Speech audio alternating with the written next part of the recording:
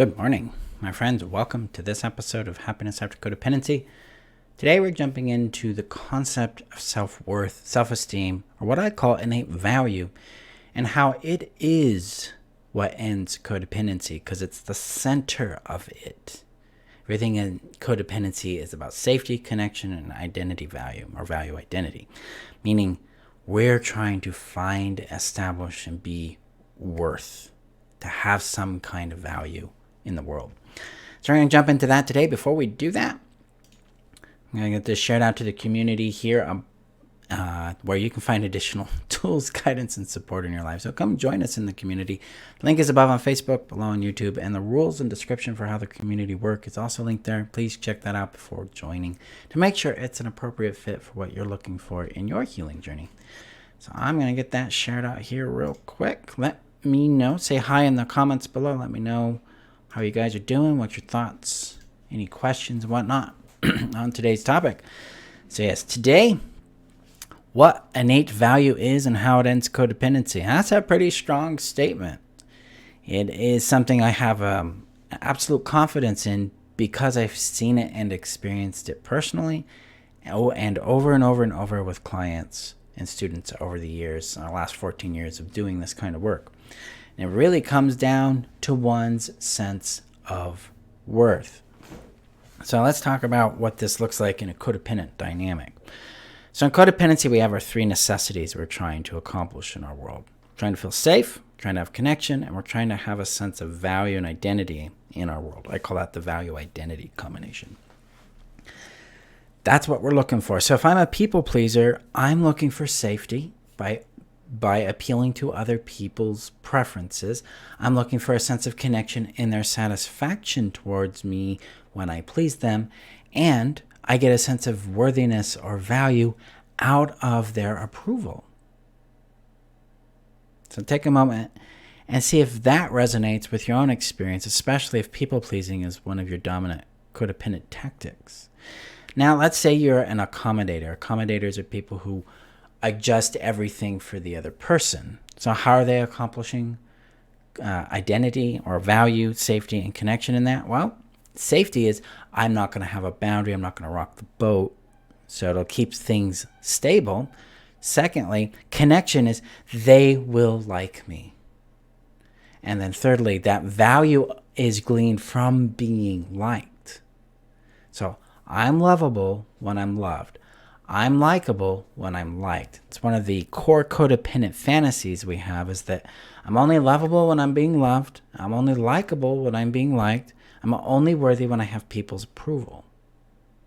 Notice how this all points towards one's worth, one's sense of value. Now, if you're a fixer, if that's your predominant codependent tactic where you're trying to fix other people's problems, prevent them from inheriting the consequences of their choices, that kind of thing, then you're getting safety by avoiding your own discomfort of them having to deal with the consequences of their world. You're getting a sense of connection through their happiness that you're rescuing them. And you get a sense of value in being able to affect their life. Sometimes in this arena, the need to be needed also shows up. That tends to go into the caretaker role in codependency. Now, if you're an overachiever, you feel like you have to earn love, prove your worth, then through the big accomplishments you're attempting to do, through the amount of productivity you create in your world, you're demonstrating a need for safety through I'm trying to earn this by making them happy, by trying to, hey, look at me, I'm doing a good job. So you're trying to earn safety and connection through that approval, and then the success of your efforts produces that sense of value. We are always attempting to meet these three needs. Now, outside of codependency, in adulthood, in our interdependent experience, these three needs are sourced in healthy, autonomous ways. Like safety is built by being resourced in ourselves, knowing how to care for, soothe, and regulate our nervous system, care for our emotions, identify our needs, and then identify resources to meet those needs in healthy ways. That's further increased by being able to detect, choose, and interact with safe people. That's key there. Safe, compatible people in your world. We build safety further by being anchored in our own autonomous nature of self, our own autonomy, our own personal power, our own personal authority. So now we're not being governed by other people. We build connection by being emotionally warm and available to ourselves through a firm form of respect, value, and treating ourselves with importance and priority, and respecting our innate value. That also allows us to create connection with others that is healthy and stable, because we're able to discern who fits with us, who's compatible and who is not, who is safe for us and who is not, and where they're safe for us and compatible for us in our world, based on how they interact with us and how we interact with them. So we're creating connection in a very different way. We're not earning it by pleasing them. We're not earning it by avoiding conflict. We're earning it by being ourselves. And then identity, or value identity, is created this way by being anchored to the innate value you are already made up of. See, the thing with innate value is you're born as it, not just with it, as it. It's what makes you you. Now, a lot of times with value, we have a construct happening. So let's dive into innate value here. So there's two types of values we live with in the world. We have what's called transactional value. We have what I call innate value. So transactional value is this idea that we earn worth through doing, being, or having something. So if you have, let me know in the comments if you've ever done this to try to get worth. You have tried to change who you are so someone you like will like you. You thought that if you had the right clothes, the right personality, the right body type, people would like, love, and enjoy you. If you were just a different person, people would like you more. If you could just please them the right way, they would love you. These are all external habits of seeking and sourcing value or worth outside of ourselves. That's our transactional experience. Now, transactional value has some utility in our world, specifically around skills. So, for instance, you go to the gas station, you put gas in your car. You're paying a transactional value for that. It's like X dollars for gas. That's the transaction. I go to the store to get a donut. I give them $1. They give me a donut. That's a transactional value. I value the dollar. I value the donut at the price of $1. See, we live in an immersed society of transactionalism. And then if we grow up in narcissistic systems, whether the family, the spouse, friends, culture, whatever, is geared around narcissism, then we're geared around transactional value. Our in-person worth, the worth of who we are, is completely contingent on the pleasure and approval and feelings it gives other people. That's where the transaction comes in. This is why people-pleasing can feel really powerful but very devastating.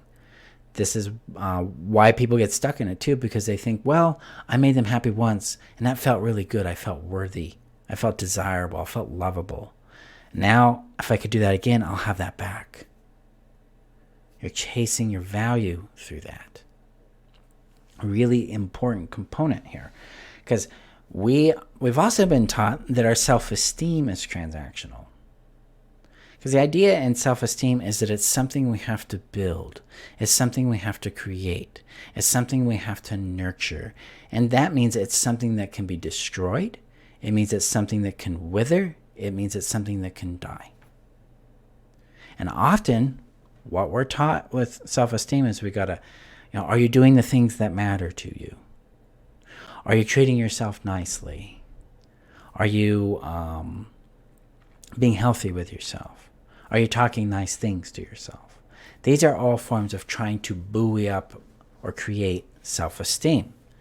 And I got stuck in that trap where I was trying to have self-esteem. It felt like I was going to the gym, trying to get all big and swole on my self-esteem. And then somebody would reject me and it just collapse. And that's because the self-esteem is founded on transactional value.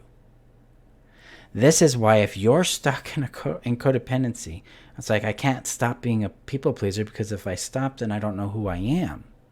I don't know what I'm worth. I can't stop accommodating people, but then I won't be lovable. If I stop overachieving and trying to perform, then my whole life will fall apart. I won't know what to do. I won't have love. I won't know who I am.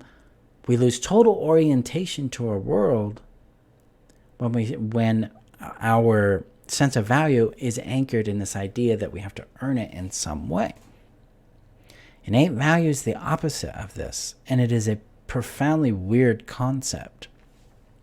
Let me know your guys' thoughts coming up there. Hey, Shani, nice to see you. Being accommodating is not a lens I've looked at through before. Yeah, I hear you. We'll be doing more on that here in a bit. Ella says, love this. Yes. Okay, yeah. What is innate value? This is where things get weird, guys. Innate value is the intrinsic worth you are born with, and you are made up of it. This worth has no measurement. If you have to measure your worth, you're in a transactional paradigm. The whole idea of worthiness is a cancer in my mind. I don't care for it because it implies unworthiness. I grew up in a culture where worthiness was the game. So you could quickly and easily, within seconds, be unworthy. And it could take you months or years to feel worthy again. Because everything was based on the behaviors you did. Your worth was determined by how you behaved, specifically by how you obeyed certain rules, edicts, and commitments. This is a severe form, a very toxic form of transactional value. Innate value doesn't have a measurement. There's nothing to measure. You are it. Now, innate value doesn't necessarily have a performative aspect to it. Like I cannot demonstrate my value for you. It's not there to be demonstrated for anybody. It's not there as evidence that I should be loved. It is evidence that I am love. I am worth. I am value. And it is a utterly autonomous thing. Innate value is not added to, it is not taken away, it is not changed. It's autonomous, it's infinite, and it's consistent. Our work isn't to become worthy. It isn't to build value in ourselves. What I have discovered after a lot of years of being stuck in that transactional paradigm of self-esteem, and trying to seek and find worth and keep it and earn it and build it up, it's always in the transaction.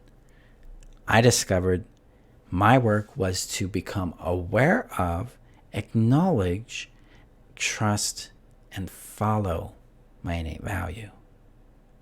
What this really looks like is slowing down and noticing where I might hate myself today, where I might be pushing myself away, where I might be coming from shame, guilt, blame,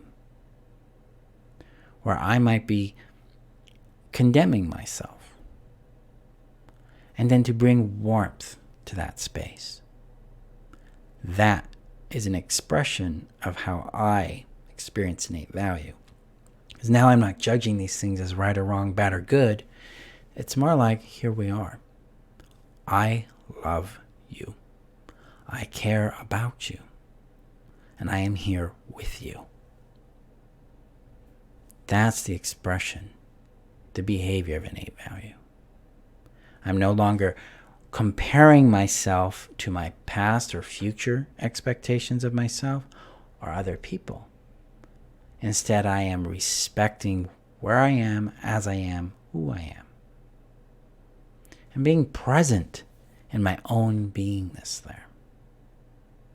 These are actions or expressions of innate value.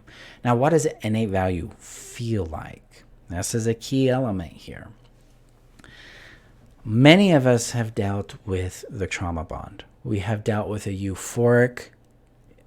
cycle of euphoria, distress, and despair through a behavior cycle or relationship cycle of seduction and grooming into abuse and discard. I have found over the years working through my own trauma bond and love addiction, that euphoric experience of being seen, being valued, being wanted by another human being is me being reminded of my innate value. That person is not giving me this value.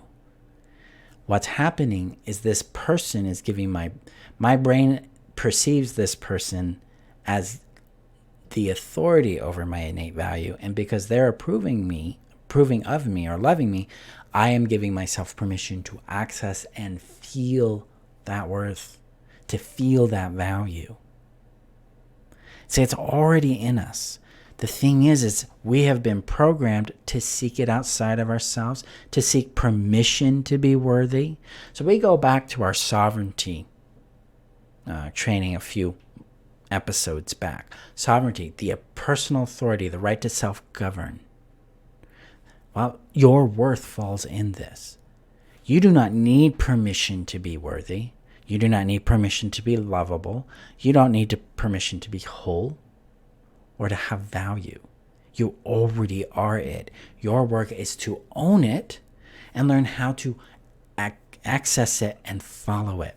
So when we are accessing the somatic experience of innate value, there is peace, there is joy, there is clarity, there is this rest, this solid anchoring rest and centeredness that doesn't waver.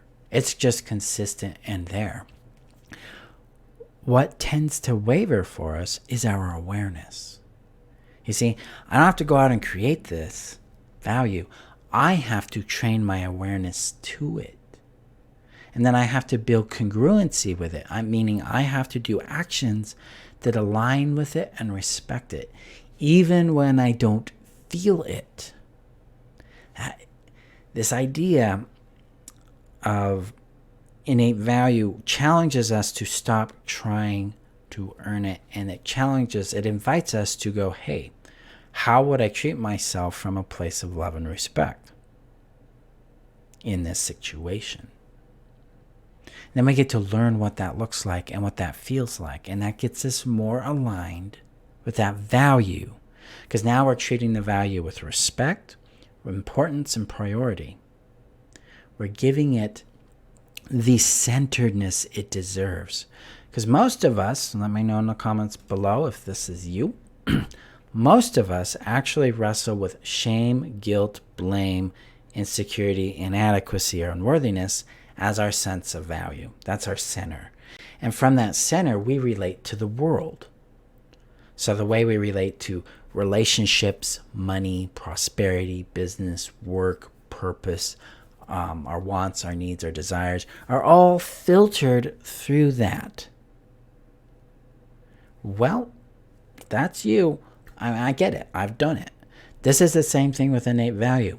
We replace those things with innate value, and then if we're relating from an intrinsic place of worth, where we can feel it and follow it, then how we relate to other people changes radically. Instead of not having boundaries, we have them because we respect and value ourselves and them.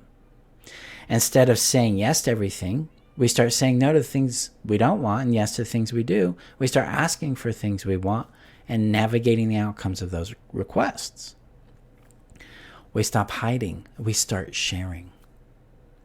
I mean, when we look at purpose is going to land in what we want to produce in the world and how we want to impact that. And that can translate to business, that can translate to career, that translates to hobbies, that translates to whatever kind of action you're going to be putting into the world.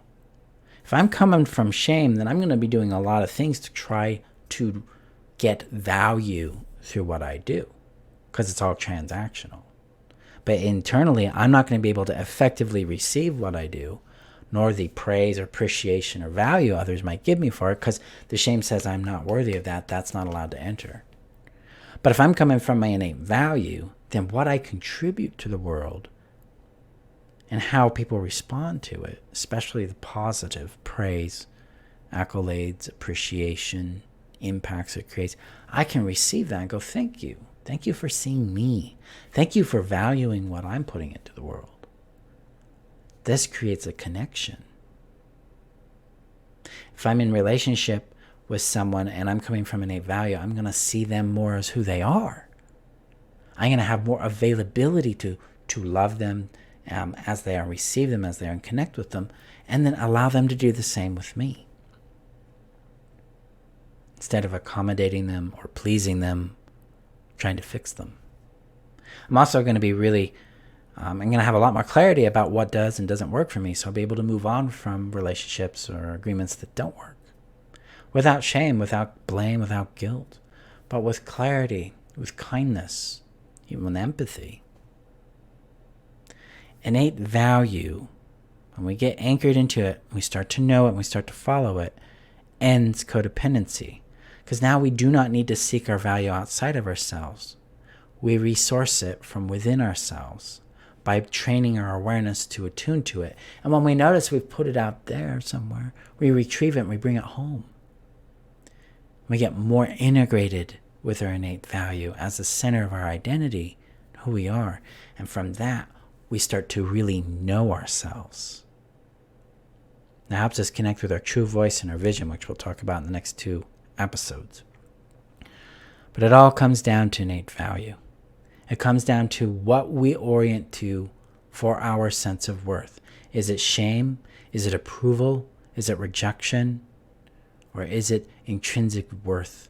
And are you working to build the awareness of that so you can bring it in more and more into your body, into your mind, into your lived experience, so that you can get to know it and then follow it and watch what it does in your world, because it will change things. I had a client come to me a number of years ago, one of my first clients, was struggling with worth, was struggling with this. And so we got her aligned with her innate value, and she's like, you know what? I'm going to move. I need to move. So she moves from where she was living to a different place that she's always wanted to be. And then she's like, I want to change careers. This isn't working. I'm done doing my career. And she didn't know exactly what that would look like, but she opened up to it because she was feeling this nudge to expand in a different direction in her world. And now she does paragliding full time. That's her life. That's what she discovered. And that led to meeting the love of her life. That led to a lot of growth and change for her in her world because she got aligned with that innate value, trusted it, and followed it. This is the whole point of my work. The codependency healing system, the whole point of it is to get you to a place where it's safe enough to connect with, acknowledge, and then begin to trust your innate value, and then start to follow it so that you can get more of what you deserve in your world. So now you're not earning relationships, you're not earning prosperity or wealth, you're not earning things, you're creating it from this place of like, wow, I love what I do, I love who I am, I like how I express it into the world. I can do this, I can be this. And there's no shame and guilt controlling things. Instead, if fear shows up, if anxiety shows up through the lens of innate value, it's like, I receive you, of course. We're going through something that's a little scary. I love you. I've got your back. We're willing to take the risks necessary to have the things we want in our world. Because now, failure doesn't equal worthlessness, and success doesn't equal worthiness or value. Instead, success means we got the skills right this time. And failure means, okay, there's something to learn about our skills and what we're doing and adjust it. Imagine the amount of peace that can bring into your world if failure and rejection didn't have any teeth. They were just tools like, oh, I've been rejected. Okay. That tells me that I am more aligned now than I was before with what I want. Even though I don't presently have the thing I want right now, the rejection made space for it. So now rejection isn't this fatal experience. And nor is acceptance. Nor is approval. Because now you can keep yourself when you get into relationships because you're like, I'm just being myself and they're being them and this is working. When conflict and difference show up, you're oriented to your innate value. You can be like, yeah, I care about this. This matters to me. And there isn't this deep sense of threat in your body anymore. Instead, you're like, yeah, I can handle what comes up. innate value. It's the key to it all. So in the codependency healing system, we spend almost 8 weeks on this, building and attuning to it, aligning to it. We do practices that I call amplification, identification, disidentification, and amplification around this. Basically, the idea is we start to retrieve it, attune to what it feels like, and then begin to identify as it, and then amplify or build that awareness in us so that it becomes more innate in our body. It's somatic. It's not a mental practice. It's a felt experience. And this tunes your voice in, it tunes your vision in. We'll talk about more of those. We'll talk about those more in the next couple episodes. That's the work. That's what we do in the codependency healing system. So come and join me. I invite you to join us, me and 50 other students, as we go on this journey in discovering our innate value. Because I'm going to lead you through 3 specific things. Thing number 1 is restoring your safety, your sanity, and your sovereignty, so you have the fundamental foundation you need in order to access your innate value. And through that innate value, you're going to come to know, love, and be who you are. And then I'm going to teach you how to build relationships using what's called the how-who model. So you're building friendships and relationships based on compatibility, and that compatibility is determined by the outcomes you're experiencing with the person. So things become a lot safer to build those relationships in your world, to experience love, friendship, and belonging again, because that's something you're intrinsically worthy of. And your innate value will guide you to those people, places, and things that are aligned for you. But first, you've got to be safe enough to access it. You've got to have enough trust in what is real for you to be able to acknowledge it. And you've got to be able to acknowledge your power and trust that, fall through to access that. So that's why the system is designed the way it is, because it gives you everything you need to get there so that you can accomplish and experience this for yourself. So come join us. We start in about 2.5 weeks. The link is above on Facebook, below on YouTube. If you have questions, just send me, either if you're on Facebook, send me a PM or email me. You can go to the website at freetheself.com, which is on the screen, and contact me and get you any questions answered that you have. So thank you, my friends, for being here. Thank you for being a part of this journey and this expression of my innate value and what I want to create in the world. Because this one thing has changed it all for me. And I've seen it change it for others. And it can change it for you. You don't have to be codependent to get your needs met. You need to be aligned with healthy resources that start with your innate value and then your personal power, so that you can use your skills to create more safety and connection in your world that respects, values, and prioritizes your value and who you are. So there you go. Go gently with yourselves, and I will see you guys in our next episode. Bye-bye.